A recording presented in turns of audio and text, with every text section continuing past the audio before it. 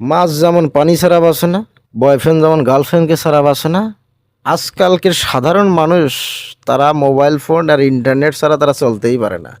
10 দিন পরে ডাটা দিছে, পোলা বান্ধেই সেই খুশি। এত খুশি কে রে ভাই তোরা? কয় মোবাইলে ভাই ইন্টারনেট আছে, দেখা তো আমু খুশিত বাঘ বাঘ।